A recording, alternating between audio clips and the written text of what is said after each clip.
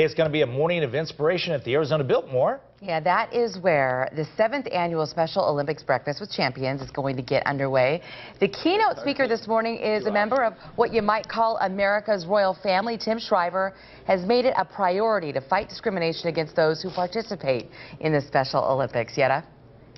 Yes, he's royalty. In orange, of all colors. Yeah. This event starts at 7:30 this morning, so just in about half an hour. Tim Shriver is a huge supporter of the Special Olympics and obviously has been promoting leadership among the group as well. Good morning. Good to morning. you. Good morning. Nice I'm going to make jokes with you in just a second because I can't tell you. I can't wait to tell the viewers how hilarious you are. But welcome to Phoenix. Thank You've been you. here since midnight last night. Tell me what this event is all about. Oh, this event is all about celebrating the new Special Olympics. A lot of people think of Special Olympics as once a year. We're 16,000 athletes in the state of Arizona every day, all year round. Special Olympics Arizona is also one of the leading voices in the country, if not in the world, on promoting the idea that athletes, people with intellectual disabilities, are also leaders. Not just victims, not primarily people who have challenges, but also leaders, people who have enormous gifts to contribute to their communities. And what people probably don't realize is that you're the chairman and CEO of Special Olympics International. Your mother, Eunice, founded the Special Olympics, so this hits close to home for you.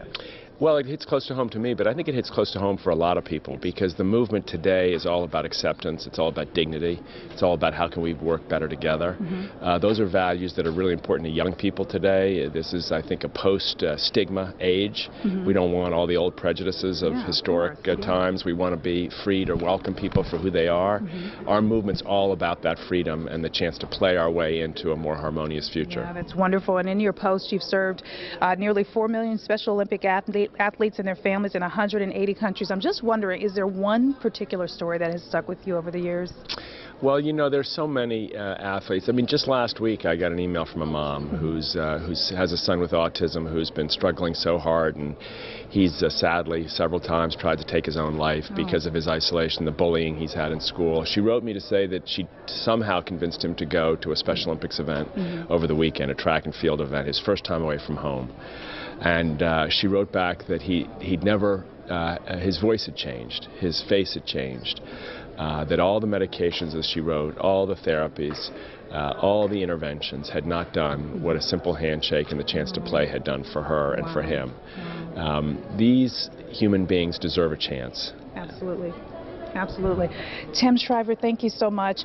And I'm going to give you the opportunity this morning to go ahead and tell people that we plan to match like this. Orange on orange. Isn't this an orange day? It is an orange day. Thank you so much for everything you do. Well, a morning of inspiration is happening at the Arizona Biltmore today. Yeah, that's where the 7th annual Special Olympics Breakfast with Champions is underway. Yetta has more on what's going on there. The event started at 7:30 this morning. Tim Shriver, the keynote speaker, also a huge supporter of the Special Olympics. Hello to you. Nice to see you. Let's talk about what's going on at the breakfast this morning. It is the 7th annual Special Olympics Breakfast with Champions. We're happy to have you here in Phoenix. It's great to be here. I mean, the story today is really quite extraordinary. The Special Olympics movement here in Arizona is booming. Over 16,000 athletes are participating, not once a year, but every day, year-round. Sports going throughout the year, promoting fitness, promoting health, nutrition, core values that our athlete community, people with intellectual disabilities, need. But today's also about something much, much bigger, and that is about reversing the whole paradigm of disability.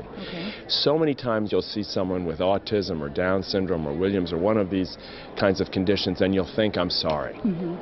This day is about, don't say I'm sorry, say where's the value, let me see your skills, let me see what you can do. The Special Olympics Arizona is leading the world in training athletes as leaders, as self-advocates, as people of gift and value for their communities, showing that they can be photographers, they can be officials in sports, they can be board members, they can be spokespersons and public speakers. All these values, all these gifts that have for too long been on the sidelines. Here in Arizona, they're taking center stage. Yeah, this is wonderful news. Now, you are the CEO, the chairman and CEO of Special Olympics International. Your mother founded Special Olympics. So how has this changed your life, being a part of your life for so long?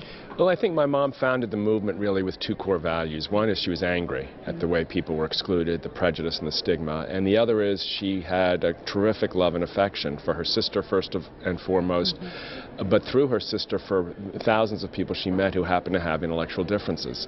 So that combination of love and anger is still alive in our movement today. We have the ultimate privilege of getting to play sports with some of the most extraordinary athletes in the world. Nobody has more fun going to work than we do. Yeah. But we still have an edge. There's too much discrimination, too much bullying. There's exclusion in healthcare, exclusion in education, exclusion in community living, exclusion in employment. We've got a fight on our hands to prove to people in Arizona that people with intellectual differences count just as much as anybody else.